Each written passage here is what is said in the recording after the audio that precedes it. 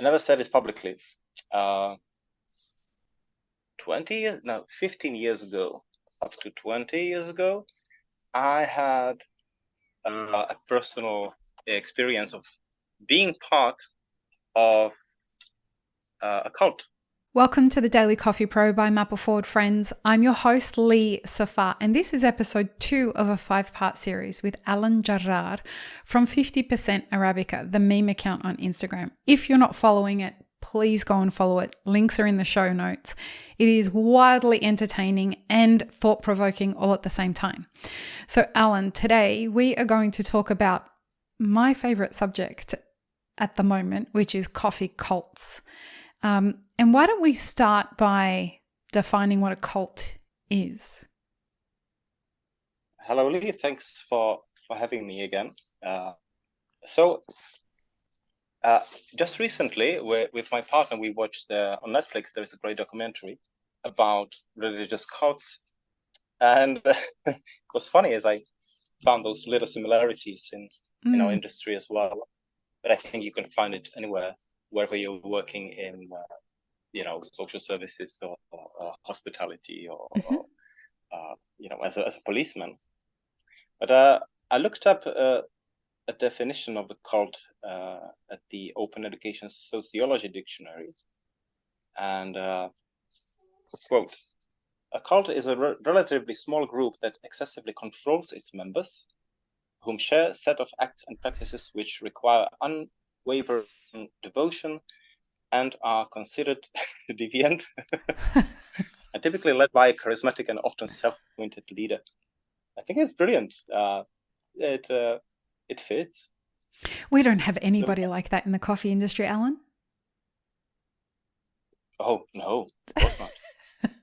So obviously, for those who don't pick up on social cues, I was being sarcastic. We have a lot of people that really work very hard to occupy that space. Alan, why do you think coffee cults exist in the coffee industry?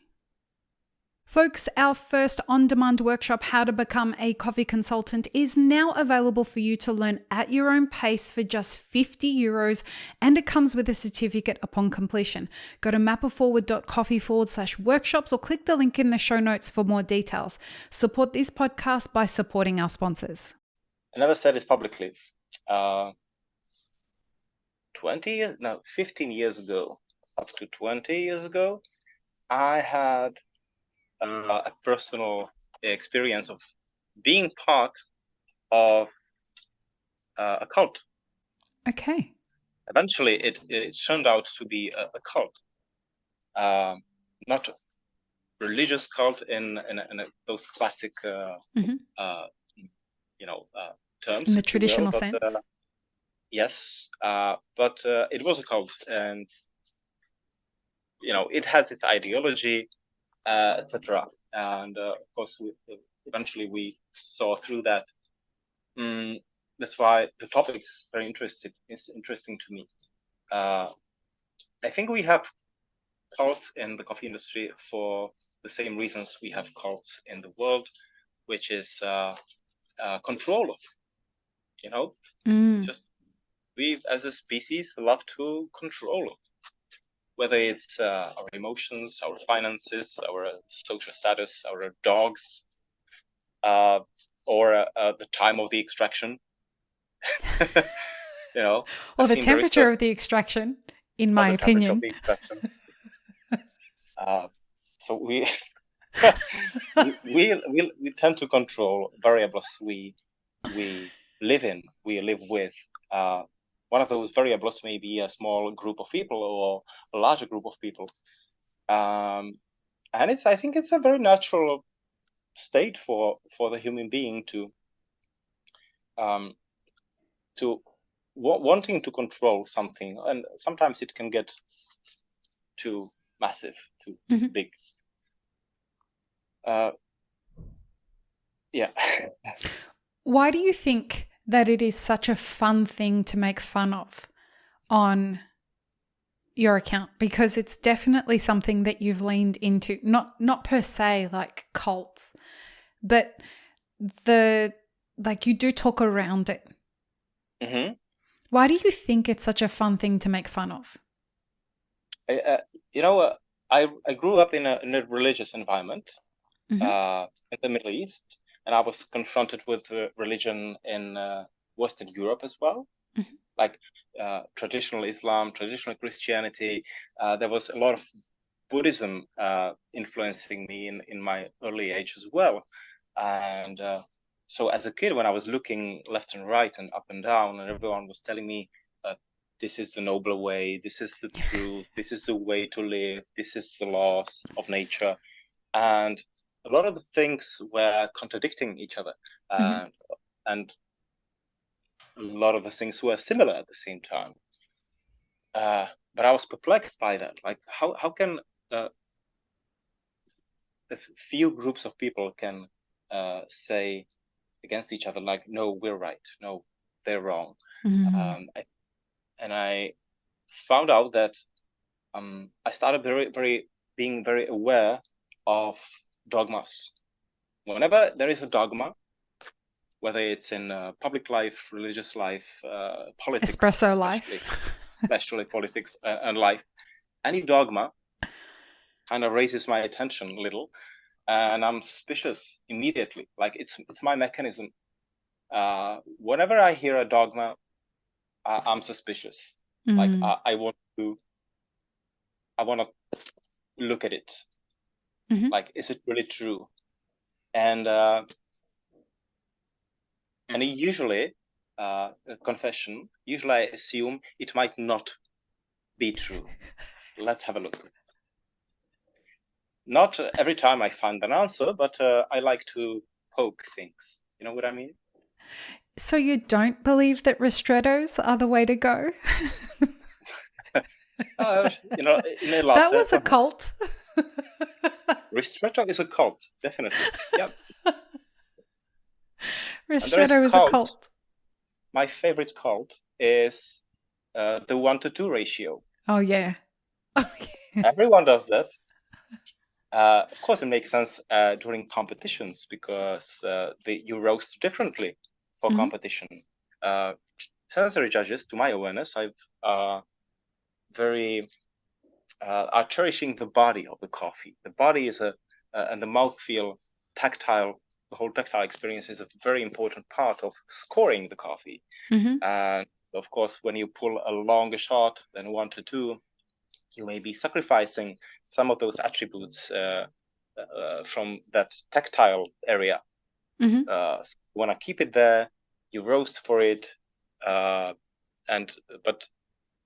commercially speaking, at least in my town or around, it's very fashionable to pull those competition-style espressos from a kind of very light roasts around here.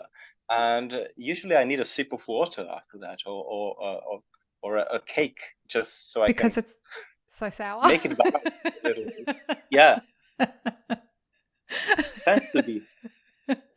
It tends to be a little more on the acidic side when you do that. I mean, I love Asian cuisine as well, you know, and soy sauces, but usually I prefer it in the food, not my coffee. Correct.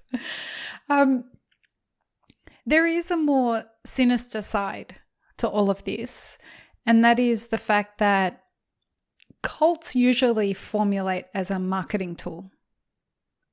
They're used as a way to persuade people to either buy the stuff or want to work with a company or to protect something. I mean, the unfortunate side, there are many unfortunate sides to cults. And I, like you, are very sensitive. Like, my ears prick up the moment I hear anyone, you know, touting any kind of dogma, whether it's, you know, everybody should buy, like, the whole Chemex is not the right way to brew coffee. You know, that we formulate one of two sides of something. It's like that, you know, folks, the right answer is usually in the complexity of the grey of something. But there's usually a sinister reason behind why somebody cultivates or covets this kind of wanting to be the head of a cult, whether they realize it or not. They get drunk off their own bullshit. Why do you think in coffee particularly? And the part that blows my mind is that it's fucking coffee. It's coffee. We're not saving lives. It's coffee. Yeah. It's coffee, right? I raise this question every time I hear a police car or an ambulance passing by my shop, because I have windows, on the street. So I see ambulances, fire department, whatever, and I'm like, these people are doing a much more serious work.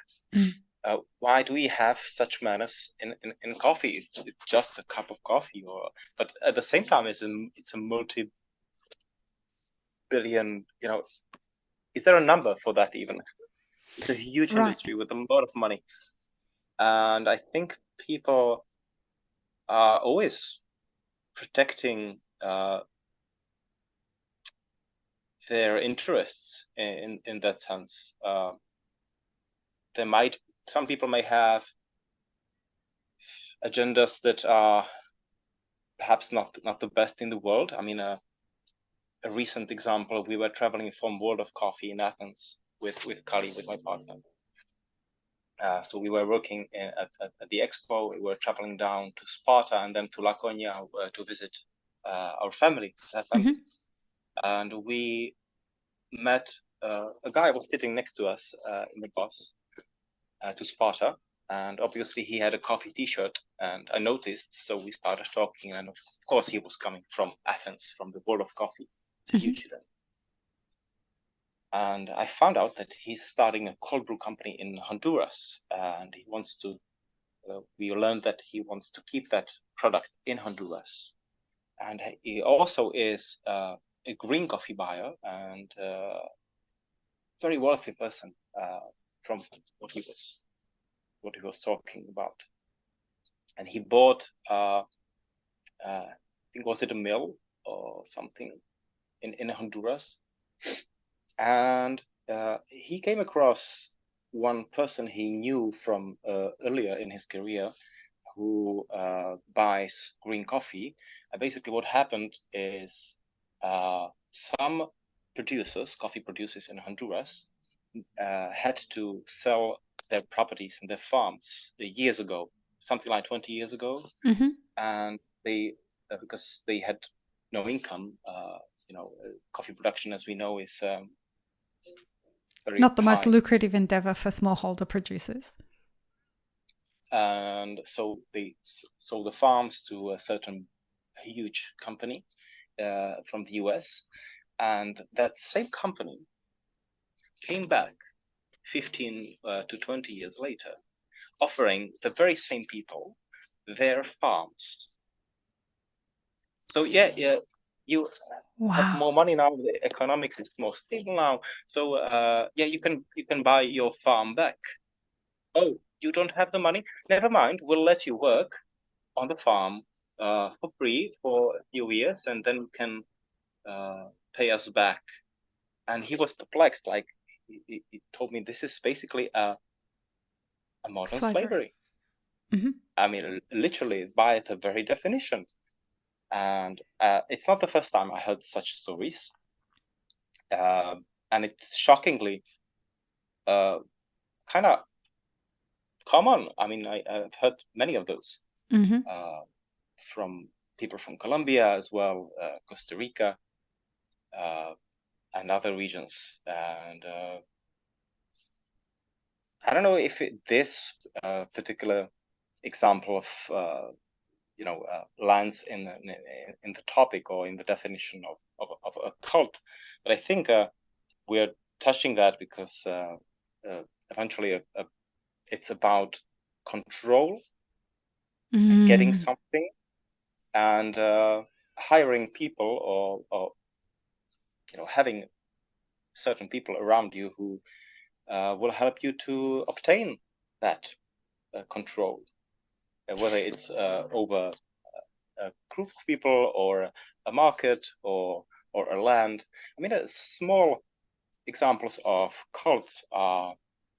I mean, I can find them in every city in bigger city in my country, where you can see certain coffee shops, battling for attention or for customers, or certain roasteries, or even magazines, coffee magazines.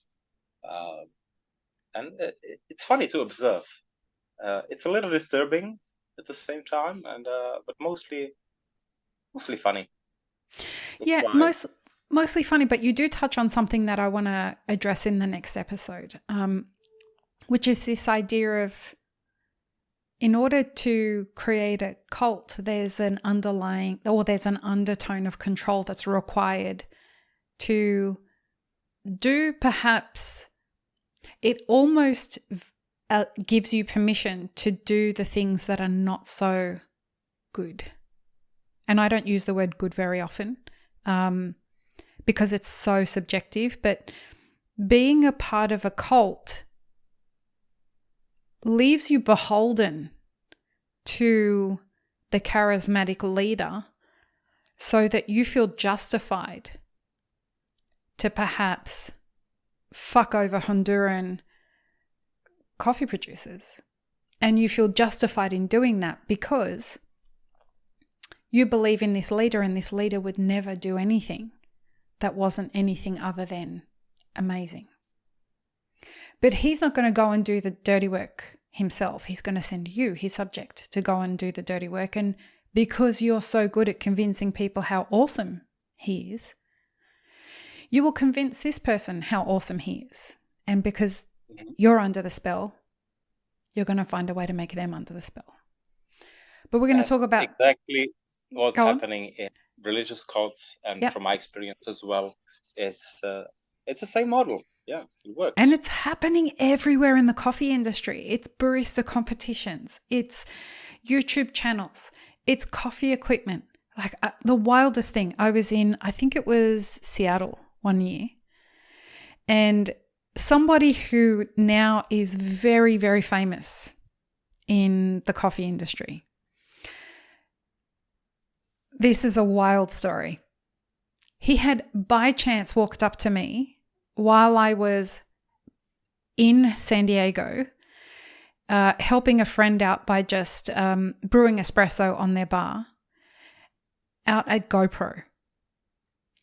And this person walked up, and my friend's cafe was selling elixir. And I offered this person, because he was asking about all the different coffees and etc. Nobody knew this person's name at the time. And I said to him, "Oh, you seem really interested in coffee. Would you like to try some elixir? It's a brand new beverage." He's like, "Oh, that shit is ridiculous. It's so stupid. It's pathetic." I went, "Oh, actually, have you had it before?" He went, "Yeah, there's everything wrong about it." I went, "Oh, actually, hi, my name is Lee Safar. I'm the creator of the beverage. And I would really, really welcome your feedback." So we had a conversation. "Oh, I'm really sorry." He was very apologetic, etc., etc. Fast forward a few months, and I happened to see him in Seattle, and it's his first ever SCA Expo. And I know what it's like to go to something like that and not know anybody. And so I said to him, "Hey, do you know anyone that's going to be here?" And he said, "No." I said, "Well, let me introduce you to some people." And so I introduced him to some people. And I hadn't seen him or heard from him since that time that he talked shit to me about my own product in that cafe. He said, "Lee, can you tell me something? Why are coffee people so savage?" And I said, "Well, I want to remind you of the first time we met. You're a coffee person before you realize you're a coffee person.